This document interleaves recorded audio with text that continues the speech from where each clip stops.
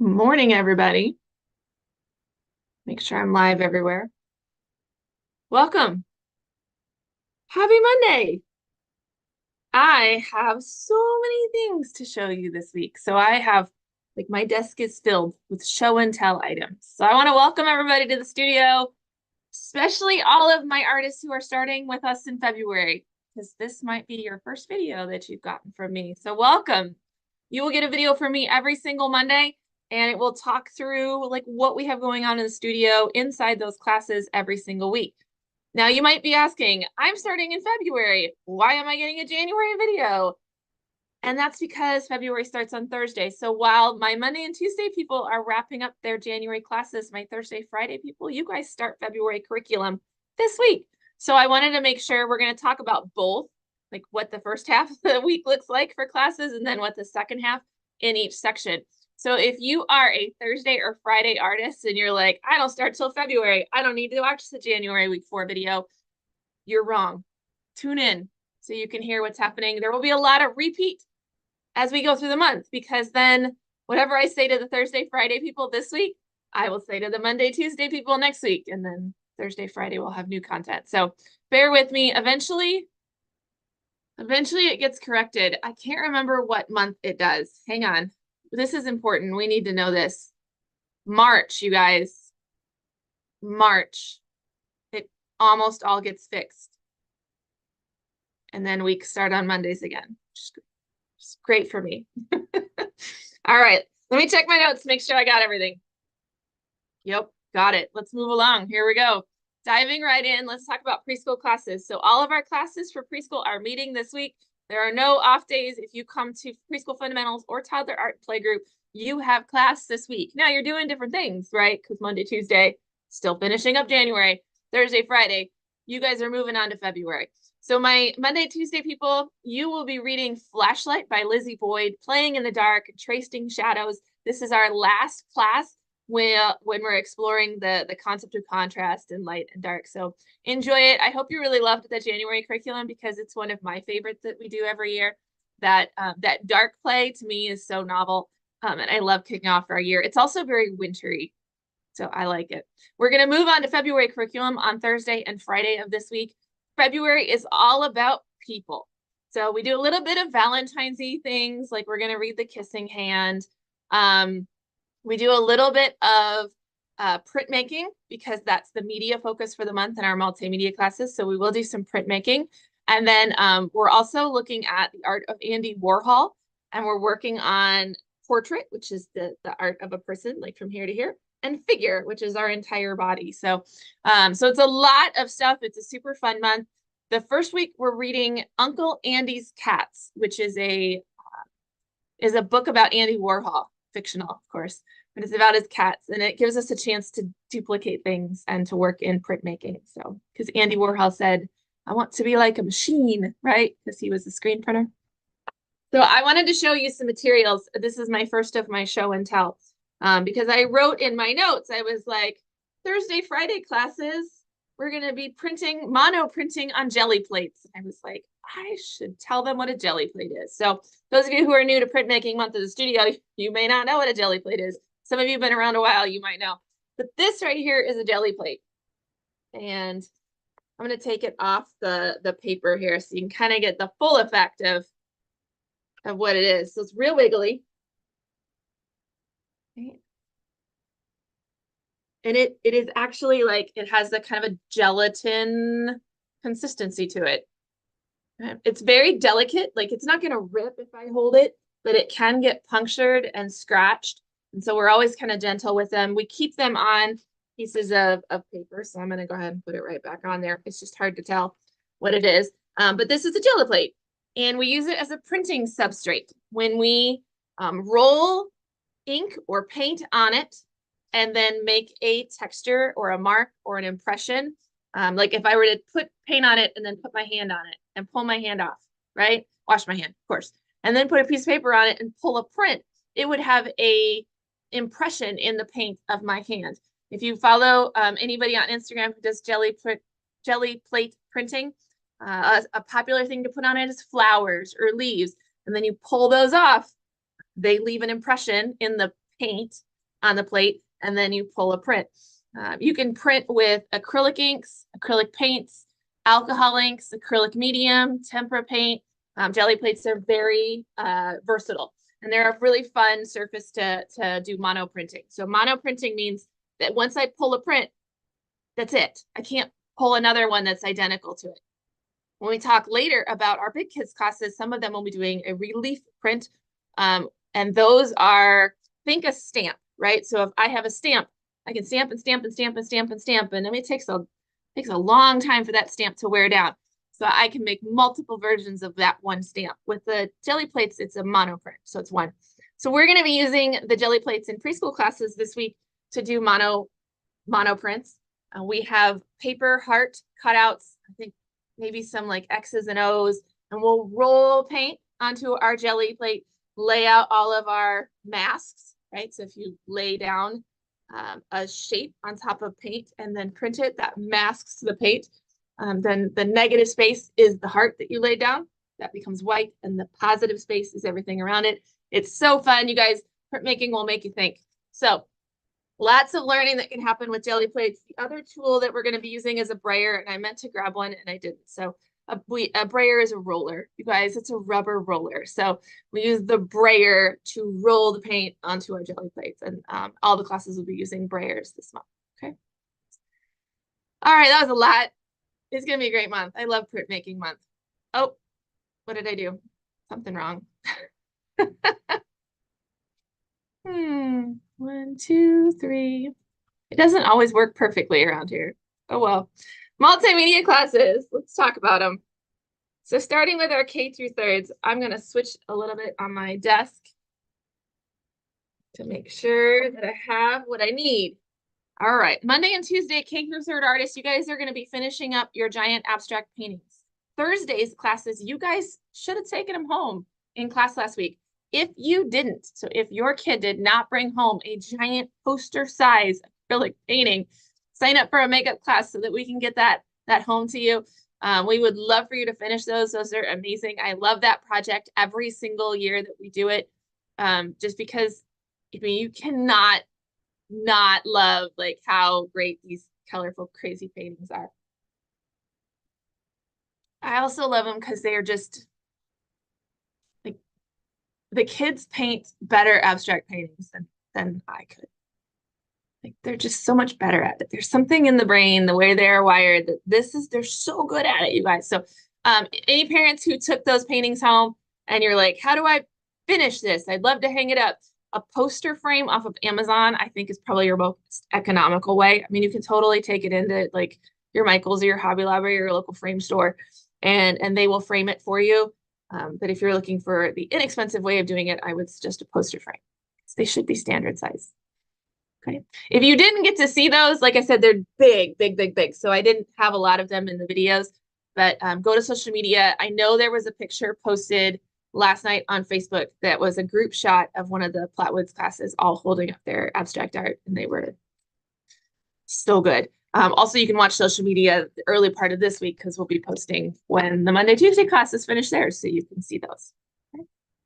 This week, Thursday classes, you guys start your February curriculum, and you get to also do mono prints on the jelly plate. So the project uses the jelly plate for a mono print background. We're going to roll a beautiful paint gradient, or ombre, as the kids call it these days, onto the jelly plate, and then pull a background print. Kind of think sunset, okay? And then in the foreground, we make another print, only this one is a relief print. And in order to do that, we're going to be using printing foam. So this is, it's hard to like tell because it looks just like a white sheet of paper, you guys, but this is a piece of foam. Picture in your brain like a meat packing tray. That's what it feels like. Okay, it's a little bit thinner, but it's just as impressionable. I'm grabbing a tool. And in order to carve into this, we use a pencil. So if I take this, and I'm going to put it down on my table, and you won't be able to see for just a second, but I'll take a pencil, and I'm going to draw with my pencil. And I push kind of hard, but you don't want to like, you want to go through it, right? So there it is. There's my smiley face. if I take my finger and I rub it over the top of this, I can feel where my pencil indented the foam. Now this, if I roll ink on it and pull a print off of this, my smiley face will be like, it'll be white, right? So if I take black ink and a brayer and I roll black ink all over this and then place a piece of paper over it and then take my Baron and rub on top and then pull off my paper, the background will be black because that's the ink I use, and the lines that I drew will be white because it has a relief to it. I can pull print to it. Does that make sense? So it's interesting that the mark I make with a pencil becomes the white space in my drawing, not the positive space, the negative, or the ink, right? It becomes the negative. Fun, crazy, right? For their second step in the project, after they've pulled their background print, we're going to be making buildings out of these. So we've got a whole bunch of rectangle building shapes. This one's actually way too big, but it's okay because it has a smiley face on it anyway. But so they'll have architectural like details that they can add using their pencils, windows and cornices and I don't know, trim and things, whatever they want in their buildings. They'll make a series of buildings and then they'll print them in the kind of a silhouette in front of their sunset skyline that they mono printed, right? So it should be a super fun one for them. I'm excited for this project. It's one we've done before, so it's always pretty popular. So they'll do the first step, the mono printing actually in week 2. They'll do this step in week 3, and we'll do finishing in week 4. The first week, which is this week, we're just going to play. A lot of these materials for our kids are new, especially in the kindergarten class. So we want to make sure that they get a chance to do lots and lots and lots of printing because it's printmaking month. So we want to do lots and lots and lots of printing. So this week, all they're going to do is play with stuff. We're not going to work on the projects at all. We're going to explore both this type of printing and this type of printing. There is a really, really good chance that your kids come home with armfuls of printed paper. Because it's fun. So they may not, you know, if it's really wet, the teacher may be like, why don't we leave that here this week? Or they might send it home. I don't know. So just a heads up. Depends on the class. Okay. I think that's it for that. I love printmaking month, you guys. All right, 4th and 5th in homeschool. Let's give you an update. 4th and 5th in homeschool classes, you guys have been working on your pet portraits, your animal portraits, and I just wanted to show you some of them. Look at this. How good is that? On social media, the Thursday people already finished theirs. So if you're in Thursdays, yours are home. Like you took them home, hopefully. If you didn't, sign up for a makeup class so that we can get you like wrapped up. Okay. Because we don't like just projects hanging around in our closet. We like you to finish your artwork and take it home and enjoy it. So if you need more time, that's what we're here for. Sign up for a makeup session. This would be the Monday and Tuesday people. Oh my God, they're so great. Look at, I showed this one last week, but I wanted to re-show it and show you how much texture she's got, and like lights and darks and medium tones going on in here. So she'll be able to finish that this week. So our 4th and 5th and homeschool Monday, Tuesday classes, you guys are finishing pet portraits this week. We just need you to get that done. And then, I don't know why I keep disappearing in my green screen. My sweater is not green. I don't know. But we're going to have you get that done, get your artist statement. You can take those home. Thursday, people, you guys are starting your printing project. Now, this first week, all we're going to do is play with printing, but it's not the same as what the K-thirds are doing. So if you watched that part of the video just a second ago, I went through all of the different materials that our K-thirds are using, which is like printing foam and jelly plates and things. But you guys are doing something different. So the type of printing that you're doing is also a relief print, but instead of carving away into printing foam, you guys are going to be making additive layers onto your substrate. So we're still going to end up with a substrate that has texture on it, and then you pull a print off that texture. But instead of having a substrate and carving away the negative space, you will add through cutting and pasting to create what we call a collagraph. So collagraph is a type of relief printing where the substrate is made by additive. We are using manila folders in order to make our collagraphs. The base is a manila folder and all the pieces on top of it are also a manila folder. So their subject matter for their artwork is also an urban, like city skyline at night. So it's going to be printed in the same black speedball printing ink, and it's going to like on dark gray printed printing paper. And then the sky is actually done in metallic stars. And so we're going to show a technique where they can print their stars and then sprinkle with an embossing powder. You hit that embossing powder with a heat gun and it melts the powder and creates an embossed like metallic sheen. I'll have to demo that on video here as we get closer to that time. Right now, just know the collagraph is the big thing that we have to like wrap our brain around what a collagraph is. To do that in week 1, the kids are going to be playing with collagraphs. Now, our final artwork for the month is like 8 by 10, right? Well, by 10, yes. 8 by 10 inside an 11 by 14 mat. So the finished artwork is 8 by 10. But this week, we're just going to play with making mini collagraph plates and learning how to build them and how to print with them. We're going to do kind of a Valentine's Day theme. So they'll cut out hearts and create their own little collagraph and then print it. So, and the nice thing about that is we have lots of printing inks in our closet and that are in different colors that we're just not using this year. We're going to just use the black ink for our project. But this week, they'll get a chance to play with all those colors because it's just a play. So similar to the K-thirds, your kids might go home with lots of prints. They might not. They might work really hard on one printing plate and not get a lot printed. I don't know why I keep disappearing into my green screen. I'm going to move up. They might work really hard on the collagraph plates and not get like a whole bunch done, or they might print and print and print and print and print. Some of that's a personality type. We just don't know. But just be ready. If they take home a bunch of stuff, I know that's not typical in our multimedia classes that they're taking stuff home on week 1. It's just a time to practice and play and learn printing. Because when we finally get to pulling final prints, it's really kind of like a one and done. You pull a good one and you're done. Might take you 3 tries to get a good print, but there's not like a whole lot of printing, and it's printmaking month. So we want to do a lot of it. So week 1, we're going to do that. All right, 6th, 7th, and 8th through 12th.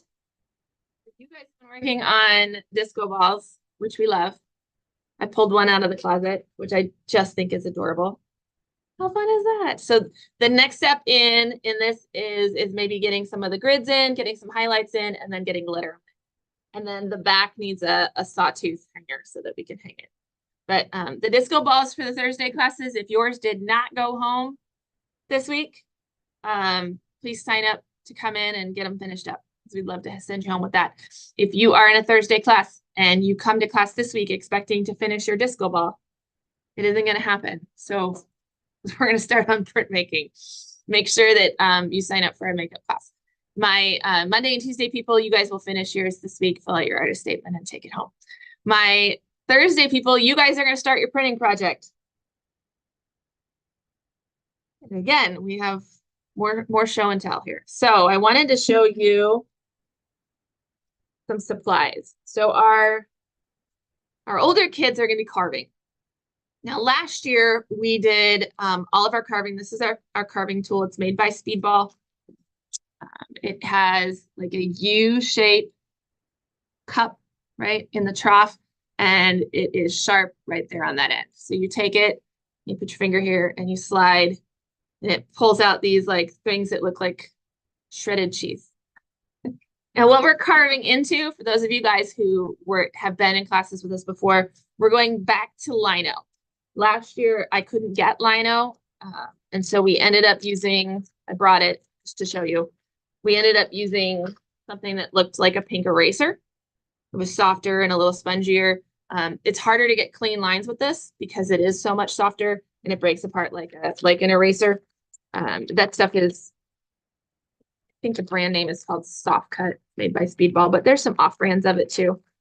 We are using gray lino made by This is not exactly it, but this one I brought because it was in the closet. So this is lino. Well, the stuff we're using is from Dick Blick. It's their Battleship Gray. So I could get it last year, and I'm excited that it was in stock this year. So it kind of looks like this. It's maybe a little bit lighter in color, but this is what lino looks like. It's harder to carve, but it gives you a cleaner line. So I think we'll like this better. I will be interested to survey the kiddos who did both years and see which one they prefer. A lot of times with the pink lino, we end up going way too deep, and you don't get the details that you want, because you don't need to go very deep, right? I mean, when we're carving on printing foam, we're not very deep, so we don't need to. So this it's a lot more like forward motion with the cutter than downward motion on the soft stuff. So this is Battleship lino, and you can see, like, when we did this project before, we covered the whole thing. This is the actual color of it, is gray. But when we did it before, we colored the whole thing in Sharpie and then carved away, because this is an accurate representation of how it's going to print, because the background will be black and whatever we carve away will be white. So you got to think in positive and negative space. If the artist who did this wanted the line to be black and the background to be white, they would have to carve around the line and carve everything away except the line, right, in order to get a black line. Does that make sense? So our subject matter for our big kids, for our high school, middle school kids, is a landscape. And we're looking for something very bold and very graphic. So we have some examples. They're going to spend some time doing their, like, brainstorming and working on composition. The lino that they're working on is bigger than this too. It is 8 by 10. So it is a good size sheet, and they will get, like, they'll get their, like, couple different compositions figured out. We'll get feedback on the compositions. We'll talk about what parts are going to be carved and what parts are going to be left alone. Talk a lot about filling areas with texture. This will be something that my comic style drawers will be really good at, because they are used to working in black and white. They're used to not having a grayscale. They're used to filling spaces with stippling, scrumbling, and crosshatching. So a lot of balance, a lot of positive and negative space, and figuring out how to solve that problem. They will print also in black and white, and I'm excited to see what they can do with that. So again, 8 by 10 print, matted in 11 by 14 will be their finished piece of art. This week, they do not get to play with printing. Everybody else is like, yes, have fun, print on jelly plates, have a great time. They need to get to work. Their project takes a while. So they really need this week to get their composition figured out and get that design transferred onto the lino, so that they can have three weeks of carving, because it takes a while. So they'll do that. Okay. Also, I should mention, so these are sharp. There is an expectation in this class that I can give you a sharp tool and you can handle it, to keep yourself safe, to keep others safe, and to keep our studio in good working order. That means we're not gouging this sharp tool into other things at the studio either. And the kids will get that lecture as well, that if it is a problem, I have 8 by 10 sheets of printing foam that they can use with a pencil. So they will lose the privilege of using this with our middle schools and high schoolers, and they will use the printing foam instead if this is too much. Okay. That said, we do teach safety with this. We teach them to keep their hands back away from the tool. So if I'm carving, I can't hold the lino and carve into my hand, right? Because that's how we end up with boo-boos.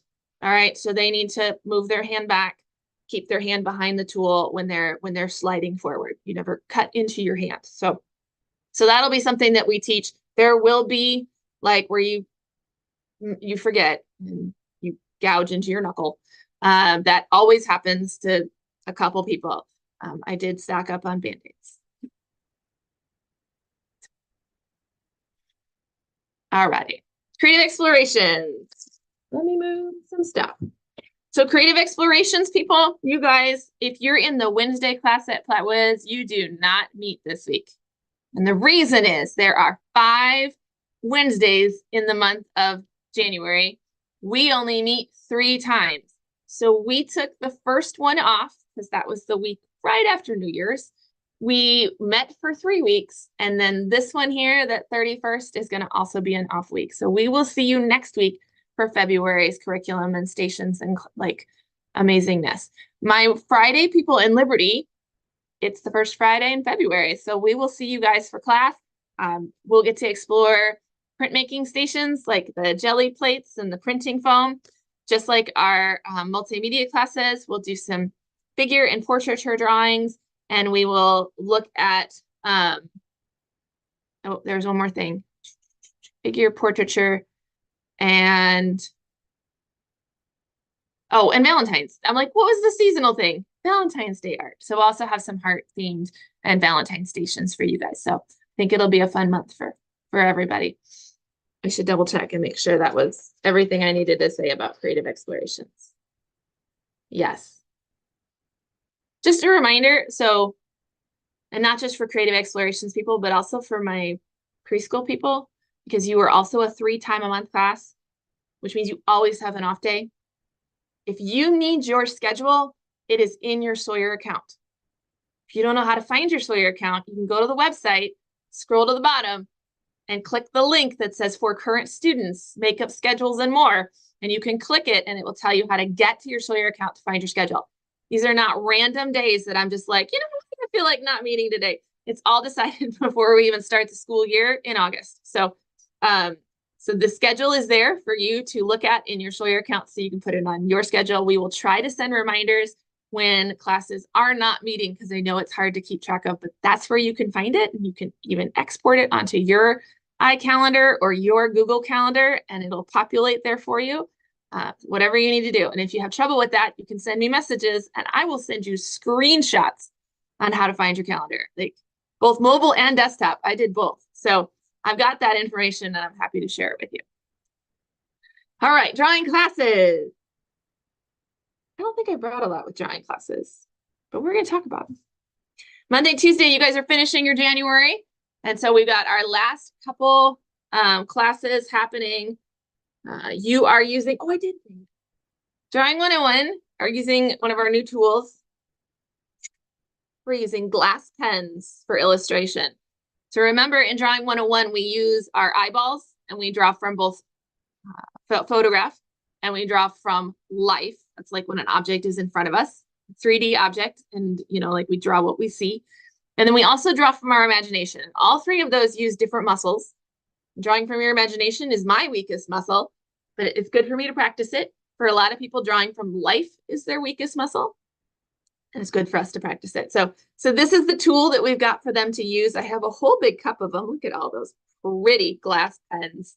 And they are actually made of glass. And you can see, I'll pull one out that isn't green. You can see they've got like grooves in the tip of the glass. You dip this into an ink or a watercolor, and then it fills all the grooves, and you can use it kind of like you would a quill, for lack of a better word, or a calligraphy nib. The difference is because the width, the tip here is just round. It's not like a nib in terms of like a nib has like a wide stroke and a narrow stroke. This is the mono width. So it's just like a really smooth, buttery mono weight line that it makes. And so we're going to use those to draw snowflakes. I think the novelty of the drawing with like utensil hopefully helps with keeping things interesting. We also have white gel pens. We have white charcoal and other things the kids can use to draw their snowflakes. But we're going to draw snowflakes from imagination. It works on illustrative techniques as well as like things like symmetry and balance and positive and negative space, which I love. All right. My Drawing 101 on Thursday, you guys start the February curriculum. And it's all about portraiture and figure, which is one of my favorite months. I know it's one of the hardest months because people are hard. Drawing people are hard. But I'm kind of hoping that somebody needs me to sub their class this week, next week, so I can, no, not this week, next week. Next week, I want to come in and do gestural figure drawings because that is one of my favorite things in the entire world. I might just have to come and audit the class. Me some figure. So good. All right. So ones on Thursday are going to be drawing portrait. We're going to start with partner portraits. So they'll find a friend and they'll work on getting all the different facial features into proportions, and we'll work on drawing them. We're looking for proper spacing. We're looking for, placement, especially like hairline to top of head. I mean, obviously mine's pretty higher because I've got lots of hair, but that kind of understanding that the eyes are actually more in the middle of your face instead of like way up here where people put them, where ears are, all that stuff. Work on details in the eyes, which we did in the fall, but we'll apply it here in portraiture. In the 101s, we're not really looking for shape and form. So we're not shading necessarily, although we might introduce it. We're not expecting it. Most of their drawings can be contour drawings, be a line drawing, and that's a-okay and totally what we're, totally we're going for. Okay. 102, advanced realistic. So at both studios, 102 Advanced Realistic only meets on Monday and Tuesday. So I don't need to even talk about Thursday, people. So Monday, Tuesday, drawing 102, you guys are finishing up your month. It is the 4th week of the month for you, which means it is a wild card week. And we talked about it a little bit last week because the Thursday people in Comic 102 had their wild card week. But I want to mention it again because my Monday, Tuesday Advanced Realistic and my Monday, Tuesday Comic people are both in week 4. And we haven't had a wild card week in a while. We would have done it in September and October, and then November and December because of the holidays. We did kind of special holiday event stuff instead of wild card week. So this is our first one in a couple months.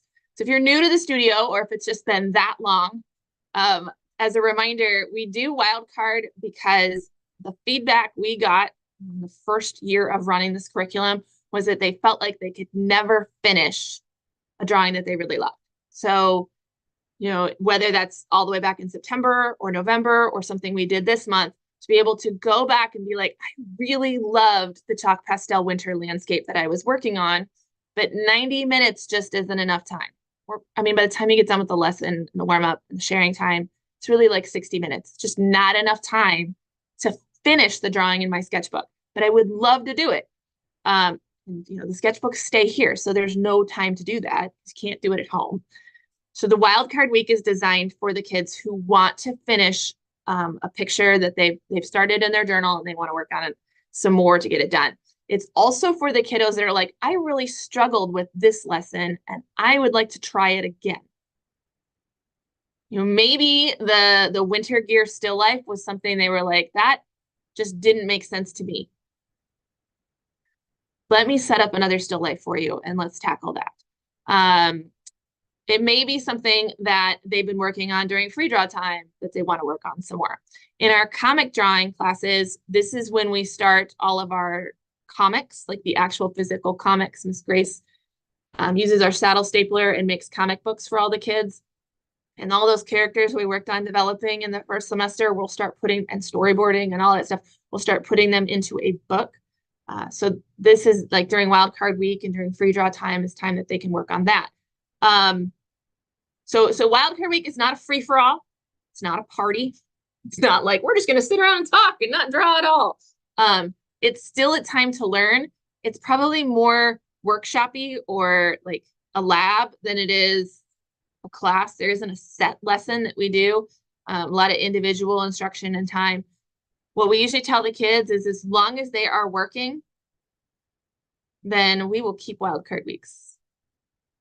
If not, we'll plan a lesson. So that's what goes on this week in the Monday, Tuesday Comic 102 and Advanced Realistic 102 classes. So if anyone has any questions about that, let me know. But that's what's happening. For my, where am I? You guys, this is about the point in the video where I'm like, okay, wait, what am I talking about? For my drawing 102 comic people on Thursday, you guys start your February curriculum. And February is the month, because what March is art show prep, April is benchmark. So February is the month where we fit in the lessons that really don't fit anywhere else, but they're really fun and we wanted them in there. So this is kind of the fun month. You made it through January with all the technical skills. So we're going to give you all the really great stuff. We're going to have onomatopoeia that we work on. We're going to work on chibi animals, robots and mecha suits, that kind of stuff. So chibi animals is the first lesson. If you're not familiar with chibi, it's like Grace describes it as super cute animals. Chibi is a descriptive term, style of character. And they're like super cute. So we're gonna draw in that style in different animals. So they'll work on their chibi animals. Always a really popular lesson. The nice thing about these, like when you work with onomatopoeia or chibi animals or mecha suits, is that the technical skills that we just did in January, this gives us a chance to apply them. So you're not just like, draw a line weight. You're like, hey, draw a chibi animal. Where does the line weight go? Where does the scrumbling and stippling and cross-hatching go? How do you color it using the coloring techniques that we used last month? That kind of stuff. So it'll give us a chance to apply those. Checking my notes, because it's a lot, right? I think that's it. All right, I want to give you an update on 103. As a reminder, 103 is our only drawing class that works on product. So 101 is exploratory and fun and novel and new, designed to just, work the muscles and make us love drawing.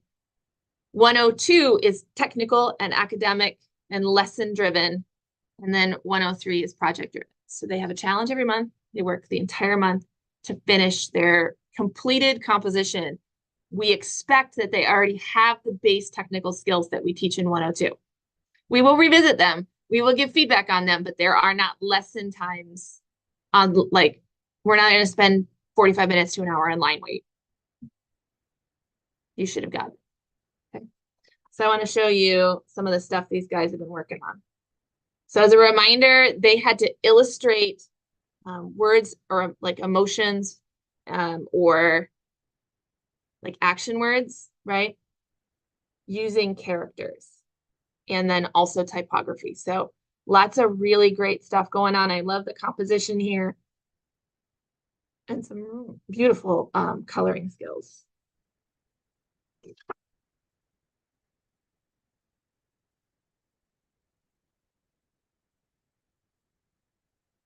That was great. So those were the two I grabbed out of the closet. They will finish this week. So my 103s, this is the comic one. The 103s in comic will finish theirs this week. So will the 103s in advanced realistic. I didn't grab those because it was white charcoal and I didn't want to get stuff on the other thing. I didn't want to get fingerprints on all of the beautiful other stuff that I grabbed. And so I just was like, we're going to leave that in the closet. So, but theirs look really good down there.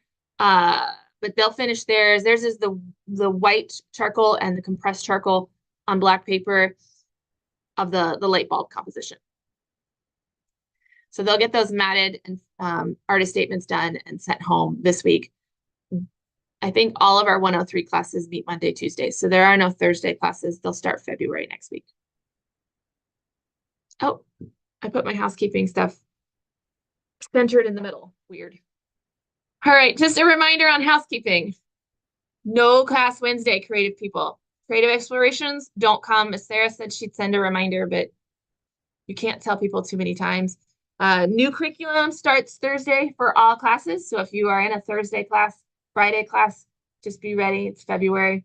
And then I put this little note here. If you have, been with us for a month and you're like, I don't know if my kiddo is getting what they need to get out of this class. I don't know if this class is a good fit for them. I don't know if it's above their head. I don't know if it's too easy for them. I don't know if they even really like it. Feel free to talk to me. You can send me a message. I can investigate with the teacher. We can find out. We really want to have them in the right place for their skill level, for their peer group, for their interest, right? So sometimes we get kids in, for example, like drawing 102 comic, because comic sounds really cool. But it is not a like, it is a technical class. And even though maybe they love comics, maybe they're not ready for this level of class or this intensity. Maybe they need to do multimedia, where we can still do, comic styles, like, because I liked Transformers or I like Naruto.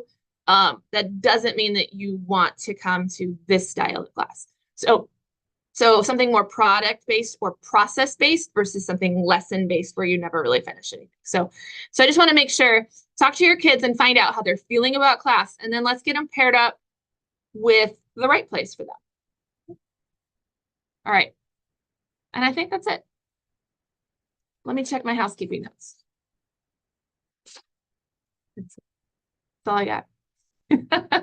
All right. I hope everyone has, like a great end to the month of January. It's finally over, almost.